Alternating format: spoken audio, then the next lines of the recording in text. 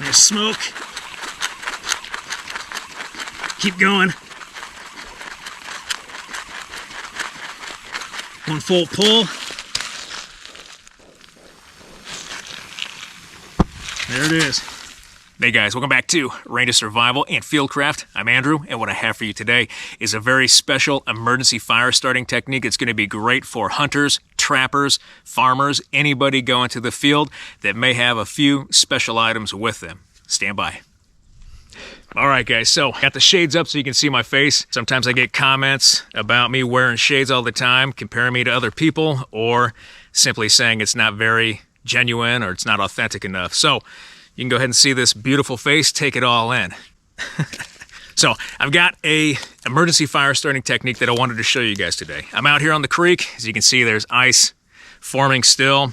The temperatures have gone up, and a lot of this ice that's along the creek here has melted, and I used to be able to get all the way across the creek to the other side, but now no such luck. But I'm out here doing a lot of trapping for coyote, raccoon, beaver, mink, everything. So I've got a wide variety of equipment, and there's a few pieces of that equipment that can get a fire going very easily. In fact, this technique is a technique I discovered in a military survival manual for aviators, because aviators and aircrew personnel are going to have access to a lot of these items. Similarly, hunters and trappers, anybody who goes to the field, is also going to have a lot of this equipment with them, potentially, to get a fire going. It's a very interesting technique because it just requires a little outside-the-box thinking, understanding a few of the different elements, and then putting it all together to get a fire going. So I'm going to show you that right now. All right, guys, so I've got my trapping bag right here. It's got everything inside that we're gonna need to actually get this fire going. This is a special technique, and we really only need 2 items to begin with to actually get this fire going. We'll use 3 because that third one is gonna be really helpful, and you'll see here why in just a minute. But these are things that aircrew are gonna have access to. They may not be able to find their survival pack in the wreckage of their aircraft if they go down. And in order to start an emergency fire, they may have these items, and they may be able to find them easily or even have them on their person and use the wreckage combined with whatever they have on them to get this fire going. And that's the whole purpose. And so my thought process with this fire is, I'm out here trapping, I'm just in plain clothes, and what if I step on this ice now that it's melted, and I go through and I bust through, soaked to the bone, can't make it back to the ranch, and I have to start a fire now as a trapper or hunter out here, and I just have these items on me. And I'm gonna show you that it's very possible to do this. All we have to do is just think outside the box. Now, that first item we're gonna need, something that aircrew can find in wreckage, is gonna be steel galvanized wire. A trapper might carry a large game snare, like this coyote snare. Steel galvanized wire, kind of a larger gauge wire. Or if you're not a trapper and you're part of an air crew that survived a downed aircraft and you come across the wreckage, you may be able to find other steel galvanized wire from the controls of the aircraft that can be used to help get a fire going. Now, that second item that hunters and trappers are going to have on them, especially military personnel, hopefully either as a sidearm or they have their primary weapon system on them and they're able to recover that after the crash and they get out of the fuselage or whatever situation happens. That next item that they're going to need is ammunition. Here we just have a couple of clips, a 5.56, and those stripper clips right there, ready to go. 20 rounds in this box, and that is more than enough ammo to actually get this fire started first time. All right, so those first 2 items are gonna be steel galvanized wire and some ammunition. Now, a third item that could help us a lot, something that we may be able to find in a downed aircraft because they're usually strapped up against the fuselage, or for a trapper, it's gonna be in our trap basket or in our bag. That is gonna be just some sort of large cutting tool. And here, I just have my little survival hatchet, 12-inch Estwing. And this is going to be good because we're actually going to need larger diameter material to start out with to get this fire started without breaking our set. And you'll see here in just a minute. So there's 3 items that we're going to need: steel galvanized wire, ammunition, and then some sort of large cutting tool to take down material very quickly. All right, so we've got our items. The first thing we're gonna need to harvest is 2 large sections of material to make what will be our fire set, so we can use the hatchet for that. We also need to get material that's gonna serve as a platform with our fire and our tinder material to shield it from the moisture that's along the creek. We're gonna make this fire right here in the creek, and the water is just below the surface. And so we need a platform, one to elevate our fire off that wet floor, but then to shield it from the moisture below the earth's surface right there from this creek bed. And then we're gonna need to collect a lot of things called smalls. These are items that are gonna be pencil size in thickness and smaller. So think of that graphite lead inside the pencil. We want things that small and dry. So we're looking for stuff that's hanging up off the ground that's not wet. And then from there, we can go after larger thumb size or finger size material and get a lot of it to build up a sustainable fire. All right, so let's take off up in the woods here. I saw a good section that we can use. It's a large, down, dead and dry cottonwood tree, or a big section that fell over. This hatchet is gonna make it a lot easier to get the pieces we need, but we don't absolutely have to have this hatchet. We can just use leverage, some judo chops and side kicks, and we can get large sections at least good enough for our purposes to get this fire going. But with this hatchet, it'll be a lot easier to get larger sections that we're gonna need. All right, so this is the section I was talking about.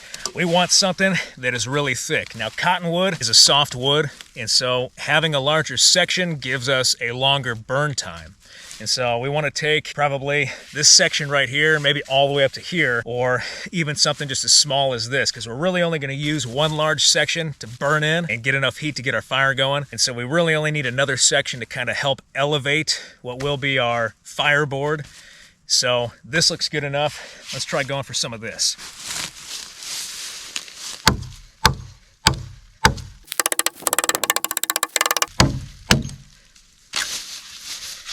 All right, so here's our first piece. We're gonna use this as an actual platform to help lift up our fire set. So this is gonna be good enough. We don't have to get fancy with it, just grab and go.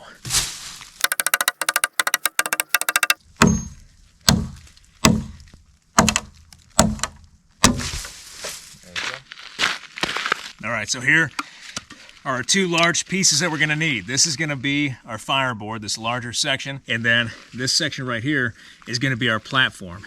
Our fireboard is gonna sit up on this platform on the ground, just like that. We're gonna use this to help create enough heat to get a fire started.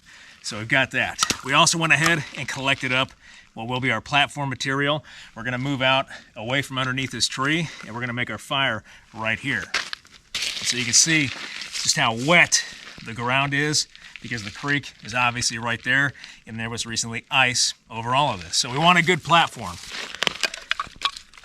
So we're just gonna break these sticks up and make just a simple platform right on the floor right here.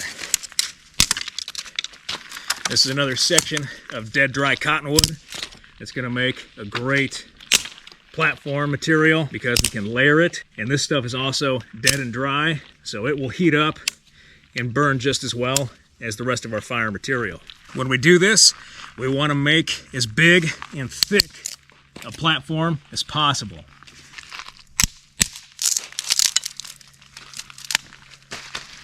And so we put the large sections on the outside, and we put the skinnier sections in the middle, and we layer it as much as possible. All right, so we've got our platform, we've got what will be our fire set combined with our other elements, and now we need to look for tinder and for smalls. So there's some bark up here I'm gonna use to help go over the platform even more and protect it even more from that creek floor. Stuff like this. And we can even take this bark and some of the bark from a lot of the cottonwood trees right here and process that down for our tinder. We'll use this bark just right on top to help as well. We could put it underneath. I'm not really worried about it because we've got decent weather today, but we'll use this to help act as a platform for our tinder. This stuff was dead, dry, off the ground, full view of the sun, which means it's going to have the most protection compared to this other material that we found on the forest floor that may have some moisture in it. So we're going to use the stuff that's going to protect our tinder most to go right on top. All right, so we processed a lot of that cottonwood bark down. This is gonna make our tinder, and we're just gonna put it right on top. Now, luckily today, we have good weather. Otherwise, with this tinder, we wouldn't pull it out until we were absolutely ready to go with our fire. And even then, we wanna keep it protected. But because we have full sunlight today, it's dry, and we already have a platform for our fire, we can put our tinder right on top of our platform, and we're gonna leave a little gap in our tinder. We're gonna leave a little gap right here because we're gonna use additional tinder material to ignite it, take that fire and transfer it from one tinder source right into here to this tinder source. And now all we have to do is build up our fire over top of our tinder sitting here ready to go.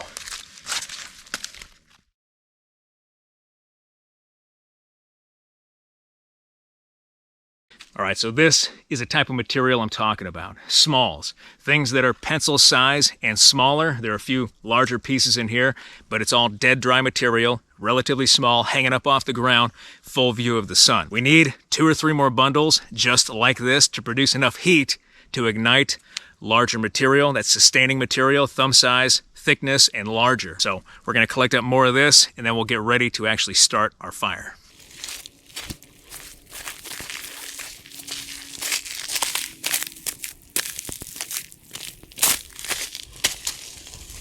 All right, so here is our fire lay. We've got our platform, those sticks and that bark. We've got our tinder, that bark material we chewed up and processed, smalls, and then growing larger material, things that are gonna be thumb size, thickness, and larger to give us a sustainable fire. The whole point of this fire lay, this teepee shape, is to give us a first time go with fire and to allow that fire to eat this material up and produce enough heat to ignite the larger material until we have a sustainable fire ready to go. That way we're not sitting here adding material on, we're just lighting it and letting it grow into a mature fire. For now, let's go over, take a look at our wire and our ammo, and we'll get this fire started. All right, so we got our platform material. We're just gonna put it right here, and then we've got what's gonna be our fireboard. Before we start our fire, something that's gonna help us out is taking our small hatchet and cutting off a section of our fireboard or even the platform itself to give us a flat catch.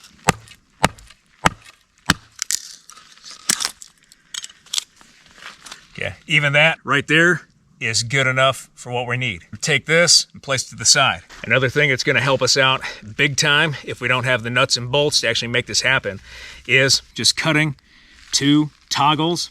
These things we can hold in our hands, and we're gonna use these to actually secure our wire, make it look kind of like a wire saw or a garrote. All right, we want something like this. We want about 1 foot or 2 of wire right in there, and we're gonna use our grip to actually hold the wire in place while we produce heat with this thing. All right, so with this platform, what we're gonna do, we're actually gonna take out a round or 2 from our stripper clip here, and we're gonna remove the projectile and put the powder right on this platform. Now, we don't actually need pliers to get the round out. We could use our Leatherman if we have it. Trappers, hunters, people out in the field are gonna have a multi-tool or at least a pair of pliers. And so we can simply pull out the projectile and upend the round and the gunpowder right on our platform here. If we didn't have pliers, we could take a round and using just the head of our axe, we can actually press the round and loosen up the projectile enough to remove it with our fingers, just like that, and then dump the powder on and fill it up. So, good to have, not completely necessary if we have full use of our hands, and then just some sort of hard object like this. All right, so we're gonna take our catch and we're gonna move it in line with our platform and our fireboard because we're gonna come out to the side to actually ignite this powder. If you haven't picked up on it now, we're gonna use the wire to create heat and friction by sawing into our fireboard, and then that heat produced by that wire will be enough to actually ignite this gunpowder. Gunpowder ignites at approximately 300 degrees Fahrenheit. So if we can get this wire as hot as 300 degrees, we can ignite this gunpowder. And now we just need to add tinder right on top and in front of our platform here with our gunpowder. Doesn't need to be very much, but we want to be careful not to knock over the powder. All right, so here's our setup.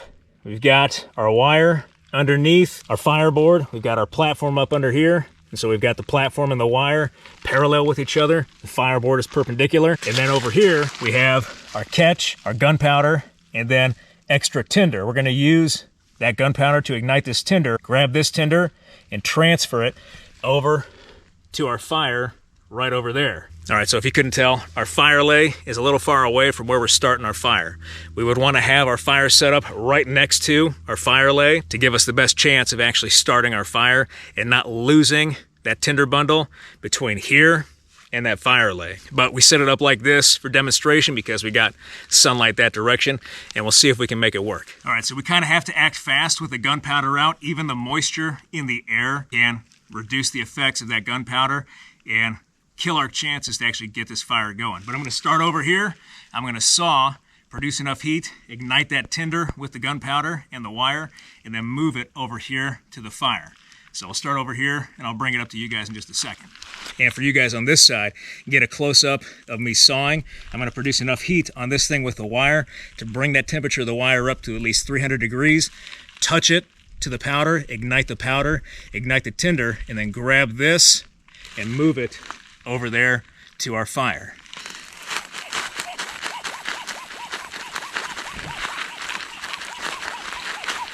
There's smoke. Keep going. One full pull. There it is. All right. Grab our tinder. Make sure it lights. We got it. Let's not lose it. And we're going to transfer it. All right, we've got our tinder right here. It's lit. We just add it into our fire right there.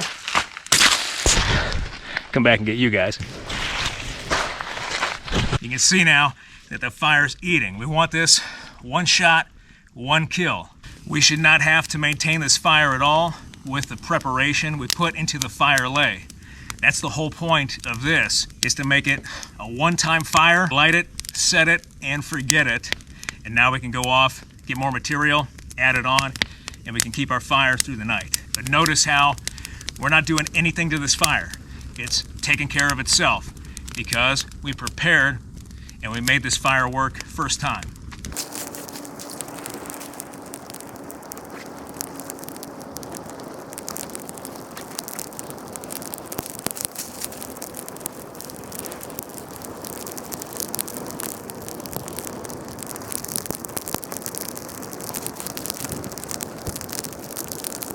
All right, guys, I don't know if you can see that. This is the wire and toggles cut through this piece of cottonwood.